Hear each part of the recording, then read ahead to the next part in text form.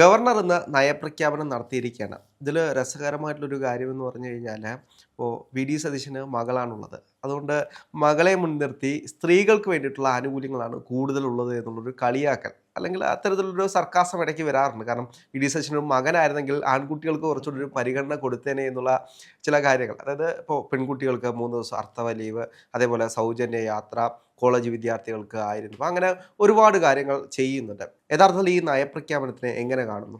അല്ല നോക്കൂ, ഞങ്ങളുടെ സർക്കാർ മുമ്പോട്ട് വെച്ചിരിക്കുന്ന ഇപ്പോൾ ആർത്തവ അവധി അല്ലെങ്കിൽ കോളേജ് വിദ്യാർത്ഥിനികൾക്കുള്ള സഹായം, കെ എസ് ആർ ടി സിയിലെ സ്ത്രീകൾക്കുള്ള ഫ്രീ സൗജന്യ യാത്ര, ആശ അമ്മമാരുടെ ആവശ്യം പരിഗണിക്കുന്നത്, ഹർഷിന എന്ന് പറയുന്ന വയറ്റിൽ കത്രിക ഉണ്ടായിരുന്ന യുവതിക്ക് സർക്കാർ ജോലി കൊടുക്കുന്നത്, നമുക്ക് ഇതൊക്കെയാണ് നവോത്ഥാനം. അല്ലാതെ ആർക്കും താല്പര്യമില്ലാത്ത വിശ്വാസികളുടെ മുഴുവൻ മനസ്സിനെ വേദനിപ്പിച്ചിട്ട് ശബരിമലയിൽ ബിന്ദു അമ്മിനെയും കനകദുർഗയും തള്ളിക്കയറ്റുന്നതല്ല നവോത്ഥാനം എന്നത് കമ്മ്യൂണിസ്റ്റുകൾ ഇനിയും മനസ്സിലാക്കുന്നത് നന്നാവും. കാര്യം യഥാർത്ഥ ഇടതുപക്ഷ ചിന്താഗതി കോൺഗ്രസിൻ്റെ കയ്യിലാണ് എന്നതിൻ്റെ തെളിവാണിത്.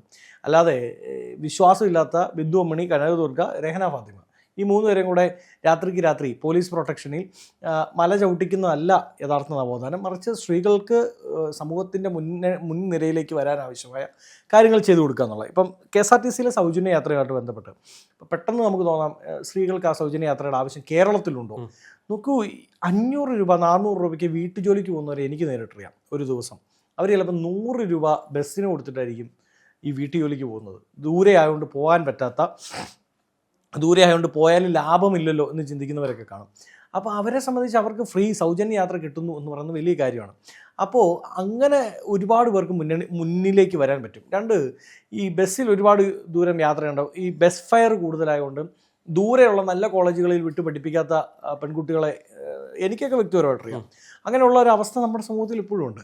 ഇപ്പോൾ ബസ് ഫെയർ ഒരു ദിവസം 100 രൂപ പറക്കണ്ടേ എന്ന് ചിന്തിച്ച് അടുത്തുള്ള കോളേജിൽ പഠിച്ചാൽ മതി. പക്ഷേ അതിനേക്കാൾ നല്ല കോളേജും അവരാഗ്രഹിക്കുന്ന കോഴ്സും അപ്പുറത്തായിരിക്കും. പക്ഷേ വിടത്തില്ല. പക്ഷേ പുരുഷന്മാർ, നമ്മൾ ആണുങ്ങൾക്ക് അത്ര വലിയ പ്രശ്നമുണ്ടെന്ന് എനിക്ക് തോന്നുന്നില്ല. ഏത് ബസ്സിലും വലിഞ്ഞു കയറി നമ്മൾ പോകും. പക്ഷേ ഇതിനകത്ത് വലിയൊരു ആക്ഷേപം എന്ന് വെച്ച് കഴിഞ്ഞാൽ, പെൺകുട്ടികൾക്ക് കൂടുതലൊരു പരിഗണന കൊടുക്കുന്നു, ഞങ്ങളെപ്പോൾ ആൺകുട്ടികൾക്ക് ഒന്നും ഇല്ലേ എന്ന് സർക്കാരിനോട് ചോദിക്കേണ്ട അവസ്ഥ. അപ്പം ആകെയുള്ള മോഡിഫിക്കേഷൻ അതിൻ്റെ ഒന്നും വരുന്നതുമില്ല. അല്ല, മോഡിഫിക്കേഷൻ ഉടനെ ഉണ്ടാവും. അതിനാണല്ലോ ഏറ്റവും കൂടുതൽ ആൺകുട്ടികൾ കാത്തിരിക്കുന്നത്. മോഡിഫിക്കേഷനുമായിട്ട് ബന്ധപ്പെട്ടാണ്. അതിൻ്റെ അകത്ത് ചില കേന്ദ്ര നിയമത്തിൻ്റെ പരിമിതികളുണ്ട്. അതിനെ മറികടക്കാൻ എന്തൊക്കെയാണ് ചെയ്യാൻ സാധിക്കുക എന്നുള്ളതാണ് നമ്മളിപ്പോൾ ആലോചിക്കുന്നത്. അതുമായി ബന്ധപ്പെട്ട് കേന്ദ്ര സർക്കാരുമായി സഹകരിച്ചുകൊണ്ടും കൂടെ അത്തരം നയങ്ങൾ മുമ്പോട്ട് കൊണ്ടുവരേണ്ടതായിട്ടുണ്ട് എന്നാണ് ഞങ്ങൾ വിശ്വസിക്കുന്നത്, കോൺഗ്രസ് വിശ്വസിക്കുന്നത്. ഇപ്പോൾ സ്ത്രീകളെ സംബന്ധിച്ചിട്ടുണ്ടല്ലോ, ഇതൊരു സാമൂഹ്യ നീതിയുടെ ഭാഗമാണ്, ഒരു സോഷ്യൽ ഇക്വാലിറ്റിയുടെ, സോഷ്യൽ ജസ്റ്റിസിൻ്റെ ഒക്കെ ഭാഗമാണ് സ്ത്രീകളെ മുൻനിരയിലേക്ക് കൊണ്ടുവരിക എന്ന് പറയുന്നത്. ഇപ്പം നമ്മൾ ഈ സാനിറ്ററി വെൻറ്റിംഗ് മെഷീനുകൾ കോളേജുകളിൽ, സ്കൂളുകളിലൊക്കെ പിമാരൊക്കെ സ്ഥാപിക്കാറുണ്ട്. അപ്പോൾ എന്തിനാണ് അതിൻ്റെ ആവശ്യമെന്ന് ചിലപ്പോൾ നമുക്ക് തോന്നിപ്പോവും. നമ്മൾ പുരുഷൻ്റെ സൈഡിൽ ഇതെന്തിനാ അങ്ങനെ ഒരു സാധനം? പക്ഷേ അതിൻ്റെ വേദന അറിയാൻ പറ്റുന്നത് സ്ത്രീകൾക്കാണ്. ഇപ്പം നമ്മളൊക്കെ സ്കൂളിൽ പഠിക്കുന്ന സമയത്ത് ഈ പറയുന്ന പീരീഡ്സിൻ്റെ സമയത്ത് വേദന അനുഭവിച്ച് സ്റ്റാഫ് റൂമിൽ പോയി കിടക്കുന്ന നമ്മുടെ സുഹൃത്തുക്കൾ നമ്മൾ കണ്ടിട്ടുണ്ട്. അവർക്ക് പഠിക്കാനും പറ്റില്ല, എന്നാൽ ഈ സ്റ്റാഫ് റൂമിലെ കടത്തം കൊണ്ട് അവർക്ക് വേദന തൊട്ട് മാറത്തില്ല. ഒരു കംഫർട്ടബിൾ സ്ലീപ്പ് അവർക്ക് കിട്ടുന്നുമില്ല, അല്ലെങ്കിൽ റെസ്റ്റ് അവർക്ക് കിട്ടുകയും ചെയ്യില്ല. എന്നാൽ സ്കൂളിൽ വരികയും വേണം, സ്കൂളിൽ വന്നിട്ട് അവർക്ക് പഠനവും നടക്കുന്നില്ല, പക്ഷേ എന്നാൽ ഒരു കംഫർട്ടബിൾ റെസ്റ്റ് കിട്ടുന്നുമില്ല. അപ്പം അങ്ങനെയുള്ള സമയത്താണ് നമ്മൾ ഇങ്ങനൊരു ഈ പീരിയഡ്സ് ലീവ് എന്നുള്ള ചിന്തയിലേക്ക് നമ്മൾ കടന്നു പോകുന്നത്. അത് നല്ലതാണ്. ഇതിപ്പം ഇന്ത്യയിൽ തോന്നുന്നു, എനിക്ക് ആദ്യമായിട്ടായിരിക്കും, കേരളത്തിലായിരിക്കാം ഒരു പക്ഷേ ഈ പറയുന്ന ഈ ഒരു ലീവ് പ്രഖ്യാപിക്കുന്നത്. അത് വിദേശ രാജ്യങ്ങളിൽ ഒരുപാട് സ്ഥലങ്ങളിലുണ്ട്. ഇപ്പോൾ UK അല്ലെങ്കിൽ നെതർലൻഡ്സിൽ, ഇവിടെയൊക്കെ ഇത്തരം ലീവുകൾ പ്രഖ്യാപിച്ചിട്ടുണ്ട്. എന്നാൽ ഇതൊരു ഒരു റിനൈസൻസ് ആണ്, ഒരു നവോത്ഥാനമാണ്. ആ ചിന്താഗതിയായിട്ട് മുമ്പോട്ട് പോകുന്നതിൽ ഒരു തെറ്റുമില്ല എന്ന അഭിപ്രായമാണ് എനിക്കുള്ളത്. അപ്പോൾ അതേപോലെ തന്നെ മറ്റുള്ള ഒരുപാട് കാര്യങ്ങൾ അപ്പോൾ ഇന്നത്തെ നയപ്രഖ്യാപനത്തിൽ പറയുന്നുണ്ട്.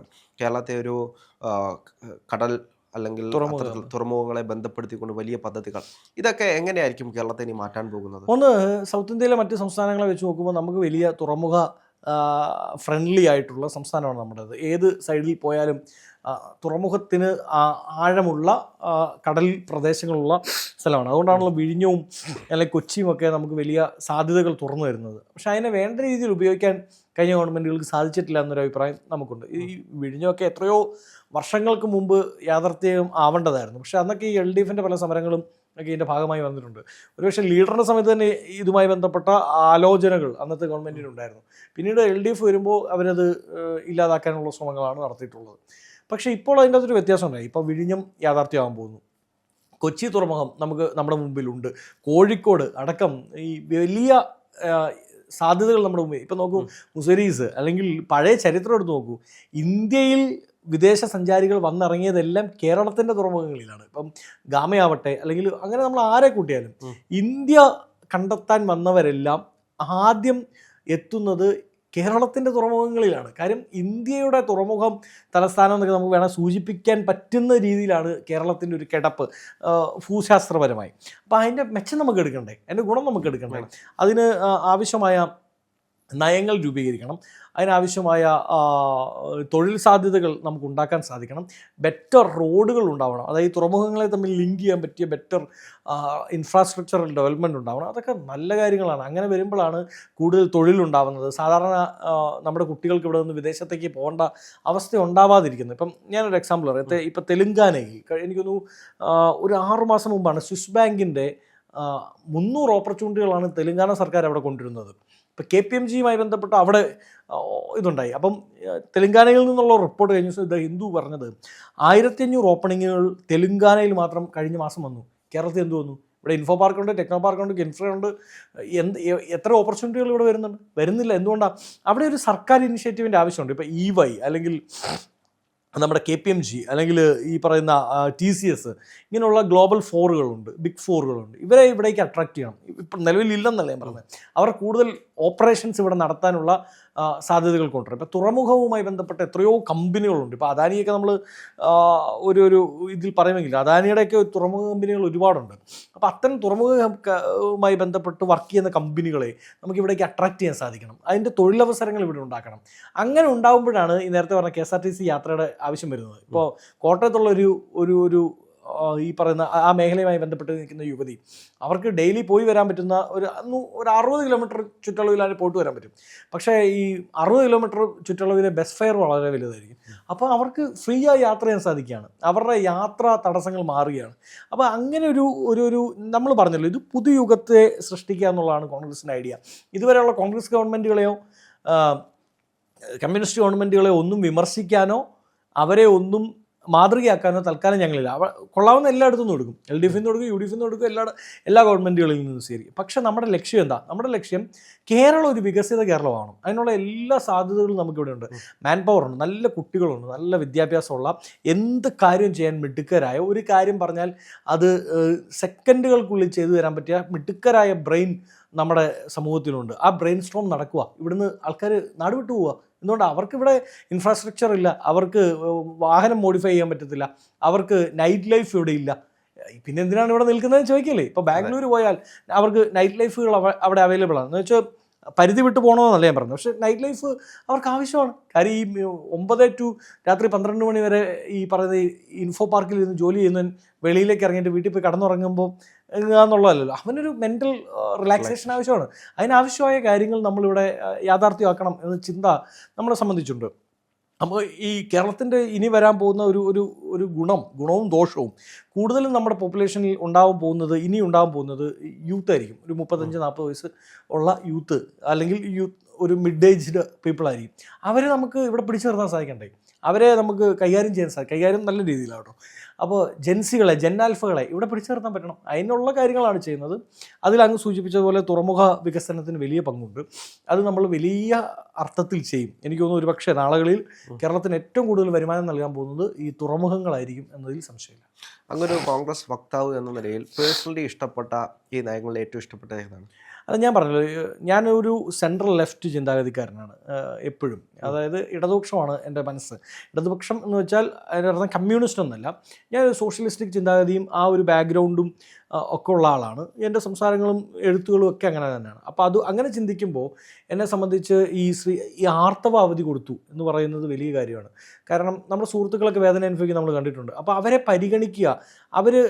അവർക്ക് പ്രകൃതി കൊടുത്തിരിക്കുന്ന, പുരുഷനിൽ നിന്ന് വേറിട്ട് കൊടുത്തിരിക്കുന്ന ഏറ്റവും വലിയൊരു ബ്ലെസ്സിങ് ആണ് ഈ പറയുന്ന ആർത്തവം. ആ ആർത്തവത്തിൽ അവർക്ക് ആവശ്യമായ സാധനം റെസ്റ്റാണ്, അല്ലെങ്കിൽ അതുമായി ബന്ധപ്പെട്ട കാര്യങ്ങളാണ്. അതിനവരെ ഫ്രീ ആക്കി വിടുക എന്ന്, അവർക്കൊരു റിലാക്സേഷൻ ആവശ്യമായ അവധി കൊടുക്കുക എന്ന് പറയുന്നത് വലിയ കാര്യമാണ് എന്ന് ഞാൻ വിശ്വസിക്കുകയാണ്. കാരണം പണ്ടൊക്കെ, ഇപ്പോൾ എനിക്ക് തോന്നുന്നു എൻ്റെയും രാഹുലിൻ്റെയൊക്കെ കാലത്ത് ഈ പറയുന്ന മെൻസ്ട്രൽ സമയം വരുന്നത് ഒരു 8ാം ക്ലാസ് 9ാം ക്ലാസ്സിലൊക്കെയാണ്. ഇപ്പോൾ പക്ഷേ നമ്മുടെ കുട്ടികൾക്ക് 5ാം ക്ലാസ്സിലും 4ാം ക്ലാസ്സിലും ഒക്കെ കുട്ടികൾക്ക് ഈ മെൻസ്ട്രേഷൻ വരുന്നുണ്ട്. അത് ചിലപ്പോൾ ഈ ഫുഡിൻ്റെയൊക്കെ ആവാം. പക്ഷേ ആ 4ാം ക്ലാസ്സിലുള്ള ഒരു കുട്ടിക്ക് ക്ലാസ്സിൽ വന്നിരുന്ന് ഈ വേദന സഹിക്കാൻ പറ്റില്ല. അവൾക്ക് അപ്പൻ്റെയും അമ്മയുടെയും പരിചരണം ആവശ്യമുണ്ടാവും, അല്ലെങ്കിൽ ഒരു റിലാക്സേഷൻ ആവശ്യമുണ്ടാവും. അപ്പോൾ നമ്മുടെ കുട്ടികൾക്ക് അത് ആവശ്യമാണ്. അത് ഏറ്റവും വലിയൊരു മൂവ്മെൻ്റ് ആയിട്ടാണ് ഞാൻ കാണുന്നത്. എന്താണെങ്കിലും ഈ സർക്കാർ നേരിടാൻ പോകുന്ന ഏറ്റവും വലിയ വെല്ലുവിളി എന്ന് പറയുന്നത് കേന്ദ്രം എങ്ങനെയാണ് കേരളത്തെ ഇനി നേരിടാൻ പോകുന്നത്. നമ്മൾ കണ്ടിട്ടുണ്ട് കഴിഞ്ഞ ഇടതുപക്ഷ സർക്കാർ ഏറ്റവും കൂടുതലും കുറ്റം പറഞ്ഞത് കേന്ദ്രം ഒന്നും തരുന്നില്ല, കേന്ദ്രം ഞങ്ങളെ ചവച്ചരയ്ക്കുകയാണ് അല്ലെങ്കിൽ ഞെരുക്കുകയാണ് എന്ന് പറയുന്നൊരു സാഹചര്യം ഉണ്ടായിരുന്നു. ഇനി കേരളം എങ്ങനെയാണ് കേന്ദ്രത്തെ കാണാൻ പോകുന്നത്? അല്ല, നമ്മളെ സംബന്ധിച്ച് കേന്ദ്രവുമായിട്ട് നമുക്ക് യുദ്ധപ്രഖ്യാപനമൊന്നുമില്ല. കേന്ദ്രമായിട്ട് യുദ്ധപ്രഖ്യാപനത്തിൻ്റെ ആവശ്യവുമില്ല. ഇപ്പോൾ KV തോമസ് എന്ന് പറയുന്ന ഒരു മനുഷ്യൻ അവിടെ കൊണ്ടുവച്ച് ലക്ഷങ്ങൾ കൊടുത്തിട്ടും കേന്ദ്രത്തിൽ നിന്ന് 1 രൂപ നേടിയെടുക്കാൻ പറ്റിയില്ല എന്നുള്ള വലിയ പ്രശ്നമാണ്. നമ്മളെ സംബന്ധിച്ച് കേന്ദ്രത്തിൽ നിന്ന് പണം നമുക്ക് കിട്ടിയാൽ മതിയാവും. ആസ് എ ഗവൺമെൻറ്, ഇതൊരു ഫെഡറൽ സിസ്റ്റമാണ്, നമ്മൾ കേന്ദ്രവുമായിട്ട് അലയൻസിൽ തന്നെ പോകേണ്ടി വരും. പക്ഷേ RSSനെയും സംഘപരിവാറിനെയും BJP നമ്മൾ എതിർക്കും. അവരുടെ നയപരിപാടികൾ കേന്ദ്ര ഗവൺമെൻറ്റിലൂടെ ഇംപ്ലിമെൻറ്റ് ചെയ്യാൻ ശ്രമിച്ചാൽ അതിനെ എതിർക്കും. അതിനെ എതിർക്കാതിരിക്കാൻ പറ്റില്ലല്ലോ. പക്ഷേ at the same time central ഗവൺമെൻറ്റിൽ നിന്ന് കേരളത്തിന് ആവശ്യമായ എന്തൊക്കെ കാര്യങ്ങളുണ്ടോ അത് ഈ ചൊല്ലിക്കൊട് തല്ലിക്കൊട് തള്ളിക്കള എന്ന് പറയുന്ന പോലെ ആദ്യം നമ്മൾ ചോദിക്കും. മര്യാദയുടെ ഭാഷയിൽ അലയൻസിൽ എങ്ങനെ മേടിച്ചെടുക്കാമോ അത് നയപരമായി മേടിച്ചെടുക്കാൻ ശ്രമിക്കും. എന്നിട്ട് കിട്ടുന്നില്ലെങ്കിൽ നമ്മൾ തല്ലിക്കൊടുക്കുന്ന പരിപാടിയിലേക്ക് ഇറങ്ങും. അതായത് സമരങ്ങളിലേക്ക് പോവും, നിയമപരമായ പരിപാടികളിലേക്ക് പോവും. അങ്ങനെ അത് പിടിച്ചു മേടിച്ചെടുക്കാനുള്ള ആർജവം ഇവിടെയുള്ള സർക്കാരിനുണ്ട്. അത് നമ്മൾ നേടിച്ചെടുക്കും. പിന്നെ വേറൊരു പ്രശ്നമുണ്ട്. ഇപ്പം അങ്ങ് പറഞ്ഞ പോലെ ഈ LDF ഗവൺമെൻറ് എപ്പോഴും സെൻട്രൽ ഗവൺമെൻറ്റിനെ കുറ്റപ്പെടുത്തിയെന്ന് പറയുമ്പോൾ നിർമ്മലാ സീതാരാമൻ പറഞ്ഞത് ഇവർ കണക്ക് കൊടുത്തിട്ടില്ല എന്നുള്ളതാണ്. അത് ശരിയാണോ എന്ന് പരിശോധിക്കണം. കാരണം ഇതുവരെയുള്ള പല കാര്യങ്ങളുടെ കണക്ക് കേന്ദ്രത്തിന് കൊടുക്കാത്തതുകൊണ്ടാണ് പണം കിട്ടാത്തതെന്ന് പറഞ്ഞാൽ ഇനി അത് ഞങ്ങളുടെ ഉത്തരവാദിത്തമാണ്. ഈ കണക്ക് കൊടുക്കാതെ നമ്മൾ പോയി പൈസ വെച്ചിട്ട് വരില്ല. അപ്പം ഞങ്ങളത് ഉറപ്പുവരുത്തും. ടൈം ബൗണ്ടിങ് ആയിട്ട് അക്കൗണ്ട് സ്റ്റേറ്റ്മെൻറ്റുകൾ, ആവശ്യമായ അക്കൗണ്ടിങ് ഫോർമാലിറ്റികൾ അത് കേന്ദ്രവുമായി ഞങ്ങൾ അവർക്ക് ലഭ്യമാക്കുന്നുണ്ട് എന്ന് ഉറപ്പുവരുത്തും. എന്നിട്ട് തരുന്നില്ലെങ്കിൽ നമ്മുടെ ഭാഗത്തു നിന്ന് ചെയ്യാനുള്ളതെല്ലാം ചെയ്യും. സംസ്ഥാനം പാതി കേന്ദ്രം പാതി, ദൈവം പാതി എന്ന് പറഞ്ഞാൽ സംസ്ഥാനം പാതി കേന്ദ്രം പാതി. സംസ്ഥാനത്തിൻ്റെ പാതി നമ്മൾ കൃത്യമായി ചെയ്യും, ചെയ്യേണ്ട എല്ലാ കാര്യങ്ങളും ചെയ്യും. കേന്ദ്രത്തിൻ്റെ പാതി തരുമോ എന്ന് നമ്മൾ നയപരമായി ചോദിക്കും. തരുന്നില്ലെങ്കിൽ പിടിച്ചു മേടിക്കും.